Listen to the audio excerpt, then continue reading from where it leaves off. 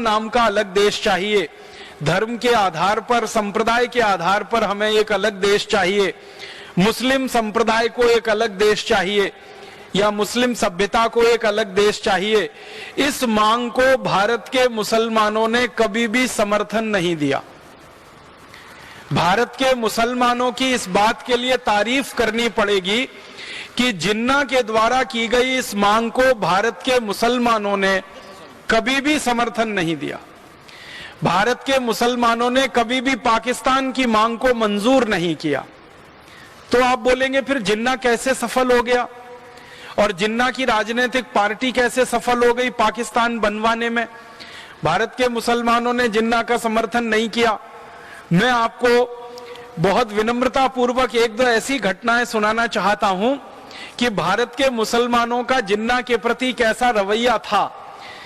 कई बार जिन्ना मुसलमानों के बीच में व्याख्यान देने जाता था और मुसलमानों को इस बात के लिए उकसाता था कि तुमको अलग पाकिस्तान लेना चाहिए, तुमको अलग देश बनाना चाहिए। सब तरह का विष वो लोगों के मन में भरता था। तो कई सभाओं में जिन्ना का स्वागत जूतों की माला के साथ होता था। लोग गुस्से में आते थे।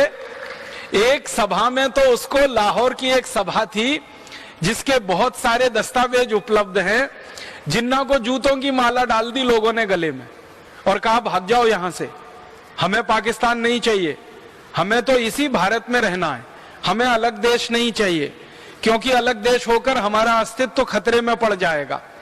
जो मुस्लिम दूसरे नेता हुआ करते थे वो ये कहा करते थे कि अगर अलग पाकिस्तान बना तो एक तरफ तो भारत है ही हमेशा और दूसरी तरफ चीन बैठा है, इतना ताकतवर देश, कभी भी पाकिस्तान को खत्म करा देगा।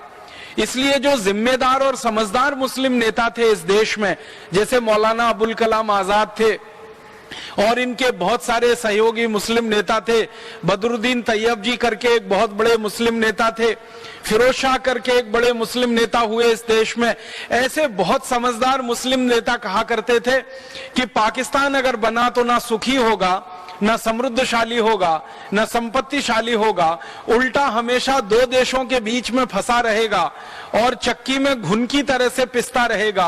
एक तरफ चीन बैठा है, दूसरी तरफ भारत तो है ही। इसलिए ज्यादा समझदार मुस्लिम नेता मानते नहीं थे जिन्ना की बात को। फिर आप बोलेंगे फिर जिन्ना ऐसे आगे कैसे बढ़ गया? वास्तविकता ये थी कि जिन्ना की ये जो मांग थी पाकिस्तान बनना चाहिए, इसको अंग्रेजों का भरपूर समर्थन था। और वास्तविकता जो मैं कहना चाहता हूं आपसे, जो ऐतिहासिक दस्तावेज हैं वो ये कहते हैं कि पाकिस्तान जिन्ना को नहीं चाहिए था, पाकिस्तान अंग्रेजों को चाहिए था। अंग्रेजों की ये कुटिल नीति थी, उनकी ये कूटनीति थी या उनकी ये दुर्नीति थी कि वो भारत को तोड़कर यहां से छोड़कर जाएं। अंग्रेजों का इतिहास अगर आप पढ़ेंगे पिछले 500 वर्षों का, दुनिया के लगभग 71 देशों को उन्होंने गुलाम बनाया पिछले 500 वर्षों में। ऑस्ट्रेलिया उनका गुलाम हुआ, न्यूजीलैंड उनका गुलाम हुआ, सिंगापुर उनका गुलाम हुआ, हांगकांग, ताइवान को अंग्रेजों ने गुलाम बनाया।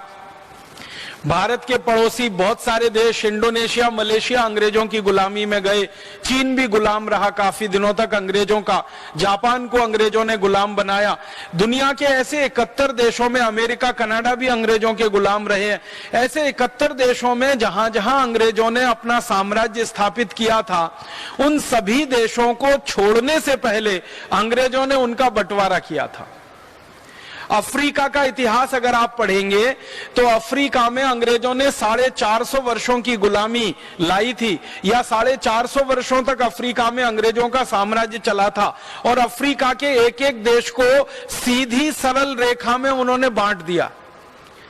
अगर आप थोड़ा सा विश्व के मानचित्र का अध्ययन करेंगे तो अफ्रीका का नक्शा अगर आप देखेंगे तो अफ्रीका के जो देश हैं, जैसे नाइजीरिया है, जैसे सोमालिया है, जैसे इथियोपिया है, जैसे जिम्बाब्वे है, ऐसे अफ्रीका के छोटे बड़े देशों को आप देखेंगे नक्शे में तो सभी देशों की सीमा रेखाएं एक सरल रेखा है, स्ट्रेट लाइन है। कोई देश चौकोर है, कोई तिकोना है, कोई पंचकोणीय है, कोई षटकोणीय है। इस तरह से देशों को काटा है।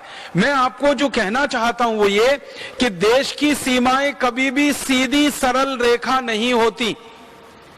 देश की सीमाएं टेढ़ी मेढ़ी रेखा होती हैं। भारत की सीमा को देखो, अंग्रेज तो भारत को खंड खंड तोड़ना चाहते थे। वो तो भारत देश के ऊपर भगवान की कृपा हुई कि सरदार वल्लभ भाई पटेल जैसा